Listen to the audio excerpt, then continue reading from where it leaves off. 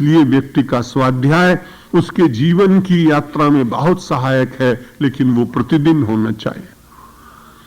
और उसके बाद ईश्वर प्रणिधान तपस्वाध्याय ईश्वर प्रणिधान नियमाः। तो उसके बाद ईश्वर के बिना संसार में कोई चल नहीं सकता है। कोई न माने तो न माने, उसकी इच्छा की बात।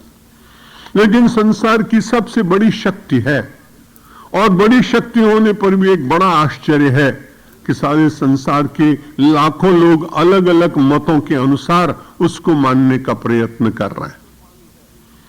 ईश्वर परम कृपालु है, इसलिए परम कृपालु परमात्मा के पूजन करने वाला व्यक्ति क्रूर नहीं हो सकता है, ये निश्चित बात। जो परमात्मा मर्सीफुल है, जो परमात्मा पूरी तरह से करुणा का सागर है, उसकी उपासना करने के बाद हिंसा किसी धर्म के द्वारा यदि फैलाई जाती है तो मुझे ऐसा लगता है कि उसके मानने वाले लोग अपने नियंता और परमात्मा का सबसे पहले अपमान कर रहे हैं, और ईश्वर का अपमान करने वाले लोग संसार में बहुत दिनों तक सुखी रह सकेंगे, ऐसा कह पाना बहुत कठिन। नित्य नित्य वस्तु विवेक न होने के कारण अनित्य पदार्थों के लिए संघर्ष, अनित्य लोगों को अनित्य के लिए अपनी सारी ऊर्जा और शक्ति और शस्त्रों का प्रयोग जो लोग करते हैं, परिणाम में उनको बहुत मंगल प्राप्त नहीं होता। भगवान आदि शंकराचार्य कहते हैं, यम नियमों का पालन करने के बाद आदौ नित्य नित्य वस्तु विवेकः परिगण्यते। सबसे पहले बैठकर ये विचार करना चाहिए कि क्या चलेगा अपने साथ। एक उर्दू के बड़े अच्छे फकीर ने बड़ी सीधी सी बात कही कि कितने मुफलिस हो गए और कितने तवंगर हो गए, और खाक में जब मिल गए तो दोनों बराबर हो गए। ये तो बाहर की बड़ाई और बाहर की उच्चता समाज के जीवन में, लेकिन यदि आध्यात्मिक दृष्टि से देखते हैं तो संसार का एक ऐसा स्थान है जहां न कोई बड़ा है और न कोई छोटा है, और वह स्मशान की राख सारे संसार को बिल्कुल बराबर बना देती है। यदि विचार करेंगे तो मालूम पड़ेगा कि नश्वर संसार में सब कुछ छूटने वाला। जब छूटने वाला है तो उसको अपने आप अपनी इच्छा से, यदि कोई व्यक्ति अपने आप इच्छा से छोड़े तो वो त्याग होता है, कोई जबरदस्ती छुड़ाए तो वो दंड होता है।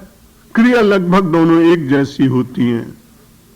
अज्ञान होने के कारण एक नीतिकार ने कहा, अजानंदात्म्यम,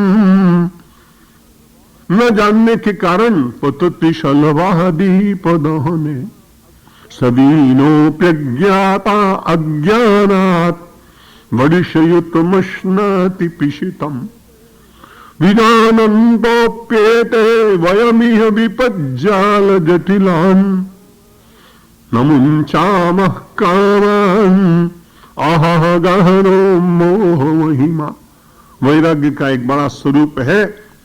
एक मूर्तिमंत राजा जिसका नाम आपने सुना है, भर्तहरि, जो अपने पूर्व जीवन में पूरा भोग परायण और अपने उत्तर जीवन में पूरा योग परायण, इसलिए जिसने संसार को देखा हो उसकी बात ज्यादा प्रामाणिक होती है। एक विरक्त जिसने संसार देखा ही न हो और वो विरक्त की जीवन की महिमा कहे तो निश्चित रूप से विचारणीय है, लेकिन जिसने संसार के पदार्थ, सौंदर्य, वैभव, प्रासाद, प्रशस्ति, सोना, चांदी, आभूषण, सुख, ये सब देखे हों और फिर देखने के बाद यदि कोई वैराग्य की बात वो कहे, वो बड़ी प्रामाणिक और बड़ी प्रभावकारी। तो उन्होंने कहा कि अरे बड़ी विचित्र बात है, अजानन दाहात्मम पतत शलभा दीप दहने, दीपक जल रहा है, लेकिन जब पतिंगा उसके ऊपर गिरा तो उस पतिंगे को पता नहीं है कि दीपक मुझे जला देगा। यदि उससे ज्ञात होता तो शायद ऐसी क्रिया वो न करता। अजानन दाहात्म्यम पतत शलभा दीप दहने। दूसरा दृश्य देखा, भर्तहरि जी कह रहे हैं, समीनोप्यज्ञानात्, अज्ञान के कारण वो मछली वडिशयुत मशनाति पिशितम, एक लोहे की कटिया में लगे हुए मांस के टुकड़े को वो इसलिए खाने जाती है कि उसे पता नहीं है कि इसके बाद में मर जाऊंगी और वो लोहे की कटिया मेरे गले में फंस जाएगी। समीनोप्यज्ञानात वडिष्युत मशनाति पिशितम, वो भी खा लेती है। फिर अपने ऊपर विचार करते कहते, समाज की ओर देखते, विजानंतोप्येते। हम लोग तो जानते हुए भी ऐसा ही कर बैठते हैं कई बार। विजानंतोप्येते, वैद्य जी ने कहा कि देखो भाई, मैं औषधि तो दे रहा हूं, पथ्य का पालन करना, इसमें तले हुए पदार्थ 2-4 दिन मत खाना। भली प्रकार से बार बार सोचते रहे कि वैद्य जी की बात बिल्कुल ठीक है, माननी ही चाहिए, लेकिन मन बड़ा विचित्र है।